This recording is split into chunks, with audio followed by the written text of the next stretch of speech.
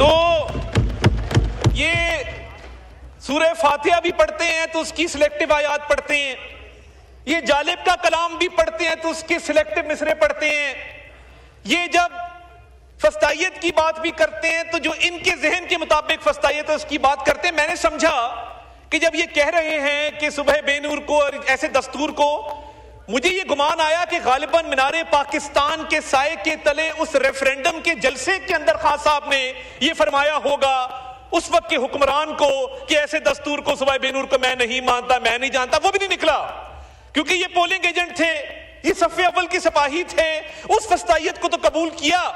مگر آج جب یہ پارلیمان ہائیسٹ ادارہ اس ملک کا ایک لیگل سٹریٹجی کے تحت، ایک مشاورت کے تحت، ایک سیاسی عمل کے تحت ایک کانسٹیٹیوشنل امینڈمنٹ کرنے جا رہا ہے، وہ ان کو چبھ رہی ہے۔ اس وقت کا ریفرینڈم ان کو نہیں چبھا تھا، اس کو انہوں نے قبول بھی کیا تھا اور وہاں پولنگ ایجنٹ بن کے کھڑے بھی ہوئے تھے۔ یہ selective morality, selective justice, double standards, دوہرا معیار، اس کے علاوہ ان کی سیاست ہے کیا؟ اور اسی کرسی پر بیٹھ کے جناب چیئر، ہم اس سائیڈ پر بیٹھے تھے، قاسم خان سوری نے پوری دنیا کے سامنے آئین کو توڑا، آئین کو پامال کیا، پارلیمنٹ کو ڈیزالو کیا۔ اس پہ تو نہیں کہتے کہ ایسے دستور کو صبح بے نور کو میں نہیں مانتا، میں نہیں جانتا۔ اس وقت پوری پارٹی نے، کوئی بات نہیں، شاید کھٹک، کوئی بات نہیں بھائی، سن لے، حوصلہ۔ تو یہ سلیکٹو میموری ہے۔ ہم نے ادھر بہت منجے ہوئے سیاسی ورکر بیٹھے ہیں، یہ شاید کھٹک بیٹھا ہے، یہ گراؤنڈ لیول کا سیاسی ورکر ہے، پالیٹکس شروع کی، اسٹوڈنٹ پالیٹکس سے ہم بھی دیکھتے رہے ہیں، ہم نے بھی تبھی آغاز کیا تھا، ان کے ساتھ چلے تھے۔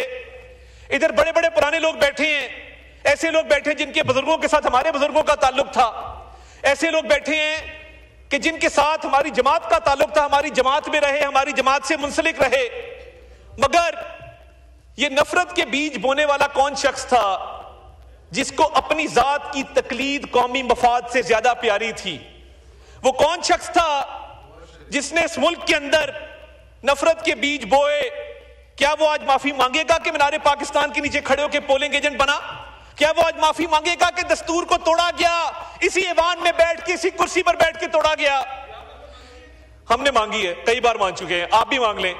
اور 2000 اس پہ خواجہ آصف صاحب بہت بات کر چکے، اور یہ معافی کی بات کرتے ہیں تو میں ان کو ان کے گناہوں کی لسٹ پوری پکڑا دیتا ہوں، آج آ کے معافی مانگ لیں، مگر نہیں کریں گے کیونکہ یہ سیاسی لوگ نہیں ہیں۔ کیا ہی اچھا ہوتا ادھر جو تقاریر کی جا رہی ہیں، مجھے بتا دیجئے، ابھی شہریار خان افریدی صاحب نے تقریر کی، کیا کلاز بائی کلاز 27ویں ترمیم کے اوپر انہوں نے کوئی تجاویز دیں؟ کیا انہوں نے کہا کہ اس کلاز میں اس کو بہتر کر لیں، فلاں کلاز کے اندر فلاں چیز لے آئیں؟ جناب والا، ان کی جو سلیکٹو میموری اور جو سوچ ہے وہ کیونکہ 2020 سے پہلے نہیں جاتی، تو میں تھوڑی یاد دہانی کرا دوں کہ انہی کا دور حکومت تھا، ہم یہی انہی بینچز پر بیٹھ کے ان کو سمجھاتے تھے کہ یہ سیاسی مخالفت ہے، اس کو دشمنی میں تبدیل مت کرو۔ ہم نے، پیپلز پارٹی نے، دیگر جماعتوں نے ایک چارٹر آف ڈیموکریسی کیا اس ملک کے اندر۔ اس چارٹر آف ڈیموکریسی کا کیا مقصد تھا؟ افہام و تفہیم سے معاملات کو آگے چلانا، ڈیموکریٹک پروسیس کو سٹرینتھن کرنا۔ انہوں نے جو کام 2017 میں کیا اور جس طریقے سے یہ چور دروازے سے اقتدار میں آئے، آج اس کی بھی معافی ان کو ایوان کے اندر مانگ لینی چاہیے۔ اور یہ لوگ جنہوں نے اس وقت، آپ فارم 47 کو تو انہوں نے ان کو اپنے منہ سے بات ہی نہیں کرنی چاہیے۔ میرے پاس ایسے ایسے لوگ یہاں بیٹھے ہیں بینچز کے اوپر کہ جن کو بند کیا گیا، جن کے رزلٹ تو دور کی بات ہے ان کو گھر سے نہیں نکلنے دیا گیا۔ یہاں پہ وہ لوگ بھی بیٹھے ہیں کہ جن کے پیارے دنیا فانی سے رخصت ہو گئے، ان کے جنازے نہیں اٹھانے دیے گئے۔ اور میں اس عدالت میں موجود تھا کہ جب شہزاد اکبر کے آرڈر پہ، آج اچھا ان کی پارٹی کے اندر بھی مختلف فیکشن ہیں آج کل۔ ایک فیکشن ہے جو لیپ ٹاپ لے کے آتی ہے دور اقتدار کے اندر، بھکتتا زین قریشی ہے، بھکتتے یہ لوگ ہیں جدھر بیٹھے ہیں، وہ وہیں سے کیمرہ آن کرتے ہیں یوٹیوب کا اور وہاں سے پورا بھاشن جھاڑتے ہیں۔ وہ ہر دور میں آپ کو کیبنٹ میں بیٹھے نظر آئیں گے، فرنٹ سیٹ پہ بیٹھے نظر آئیں گے، حکمرانوں کے قصیدے پڑھتے نظر آئیں گے۔ مگر اتنا سا مشکل وقت آتا ہے تو سب سے پہلی فلائٹ جو پاکستان میں جاتی ہے اس کی سیٹ 1A کے اوپر وہ براجمان ہوتے ہیں۔ آج بھی وہ بیٹھ کے اداروں کی تضییق کرتے ہیں. کس ایجنڈے پہ کرتے ہیں؟ اور یہ ان کی پارٹی کی پالیسی ہے گڈ کاپ بیڈ کاپ کھیلنا. ادھر کچھ لوگ بیٹھ کے سیاسی عمل کی بات کریں گے اور یوٹیوب کے کیمرے والے جو مختلف ممالک کے اندر مقیم ہیں وہ اداروں کے اوپر حملہ کریں گے. آج تک آپ نے سنا محمود خان اچکزئی صاحب کو، مجھے بڑا دکھ ہوا کہ 27ویں ترمیم میں انہوں نے کابل کی بات کی. اور دیکھیے یہ ایک نئی روایت چل پڑی ہے کہ بات ایسی کرو جو افغانستان کے اندر ہیڈ لائن بنے، جو انڈیا کے اندر ہیڈ لائن بنے. تو آج اتنا سینئر آدمی، اتنا سیزنڈ آدمی، آپ ان کی تقریر کا لب لباب نکالیں تو سوائے کابل کے اس کے اندر دوسری کوئی بات نہیں تھی. کیا ہی اچھا ہوتا تھوڑی پڑھائی کر لیتے. بیرسٹر گوہر نے کی ہے، انہوں نے پڑھ کے تقریر کی. مگر میں دعوے سے کہتا ہوں کہ جتنے لوگ یہاں سیاسی تقریر کر رہے ہیں، کسی نے پارلیمنٹری سوورنٹی کا سسٹم پڑھا، کسی نے پارلیمنٹری سپریمیسی کا سسٹم پڑھا، کسی نے separation of powers between executive judiciary legislature پڑھا، تو آ کے اس پہ بات کرتے، بتاتے کہ دنیا کے مہذب ممالک کے اندر ایگزیکٹو کا کیا رول ہے، لیجسلیچر کا کیا رول ہے، جوڈیشری کا کیا رول ہے. سیپریشن آف پاور تو ان کے اوپر سے گزر گئی. آج آ کے بات کرتے تو بات کرتے کانسٹیٹیوشنل سپریمیسی کی، بتاتے کہ جی ہم ایک آپ کے لیے ڈاکیومنٹ لے کے آئے ہیں، ہم چاہتے ہیں کہ اس ڈاکیومنٹ کو بھی پڑھا جائے.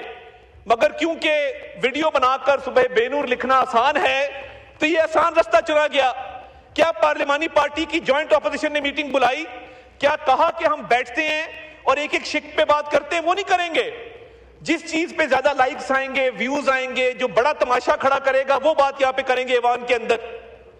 27ویں ترمیم پہ بات چیت آج کی شروع نہیں ہوئی جناب والا. یہ چارٹر آف ڈیموکریسی سے پچھلے 20 سال سے کانسٹیٹیوشنل کورٹس کی بات جاری ہے. اور یہ محمود خان اچکزئی صاحب نے تو دھماکوں کی بات کی. کیا آپ کو کبھی نظر آیا کہ ان لوگوں نے وانا کے اندر 500 سٹوڈنٹس کو جو بازیاب کروایا گیا ہے، ریسکیو کیا گیا، اس کی بات کی ہو، اس کو سراہا ہو، اس پر کہا ہو کہ یہ اے پی ایس سے 100 گنا بڑا سانحہ ہو سکتا تھا؟ مگر اس پہ کبھی تعریف نہیں کریں گے. اور آپ کو ان کے لیڈر کے ایکس کے اکاؤنٹ وہ جو بھی چلا رہا ہے، پاکستان کے اندر سے چل رہا ہے، باہر سے چل رہا ہے، لیڈی اینابل گولڈ سمتھ کی وفات پر افسوس نظر آئے گا. لیڈی اینابل گولڈ سمتھ کی وفات کے اوپر آنسو بہائے جائیں گے.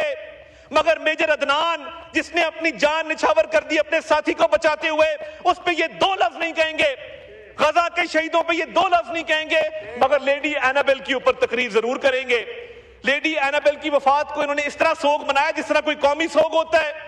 تو یہ جو سلیکٹو موریلٹی ہے، آج مذہب کی بات کرتے ہیں ہر چیز کے اندر. تو کیا ان کا یہ حق نہیں بنتا تھا کہ جہاں پہ ان کے لیڈر نے 9 مئی کا حکم دیا اس ملک کے اندر، وہ ریڈ لائنز کراس کی جو ملک کی تاریخ میں کبھی کراس نہیں ہوئی؟ شہداء کی یادگاروں کو مسمار کرنا، دفاعی اداروں پر حملے کرنا. اور ان لوگوں کو جا کے پوچھیں، یہ بڑی بات کرتے ہیں جن لوگوں کو یہ اکسا کر کور کمانڈر ہاؤس لے کر گئے، ریڈیو پاکستان لے کر گئے، دیگر عمارتوں میں لے کر گئے، قانونی پیروی کرنے انہوں نے پیچھے دیکھا، ان میں سے کوئی نہیں گیا. ان کی جماعت نے ان کارکنوں کو پوچھا ہی نہیں کہ آپ کے حالات کیا ہیں، ہم کیا مدد آپ کی کر سکتے ہیں. تو یہ سیاسی ورکرز کو ڈچ کرنا اور ان کو پہلے ان کے مائنڈز کو پلوٹ کر کے ان کو جرائم پہ اکسانا اپنے سیاسی مقاصد کے لیے.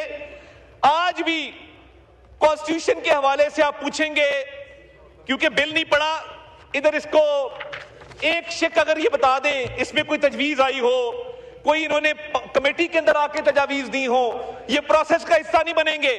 مگر ہاں پولیٹیکل پوائنٹ سکورنگ کے لیے، اور یہ ان کا حساب ان لوگوں کا ہے جو ٹریلر میں آ کے فلم دیکھتے ہیں. یعنی وہ ٹریلر سے پہلے کی فلم کا کوئی نہیں پتا کہ ٹریلر سے پہلے بھی کوئی 1.5 گھنٹہ فلم چلی ہے، ٹریلر کے بعد جو ہے وہی ان کو نظر آتا ہے. کیونکہ ان کی مینٹالٹی، ان کی موریلٹی وہ ساری 2022 کے بعد کی ہے. اور جناب والا شہریار خان افریدی صاحب نے بڑی اچھی باتیں کی، بڑا انہوں نے یہاں پہ ایک ملک کی سیاست کے اوپر روشنی ڈالی. کیا ہی اچھا ہوتا کہ جب اس ملک میں خواتین کو جیلوں میں ڈالنے کا سلسلہ ان کی پارٹی نے شروع کیا تھا، اس پر بھی تھوڑی بات کر لیتے.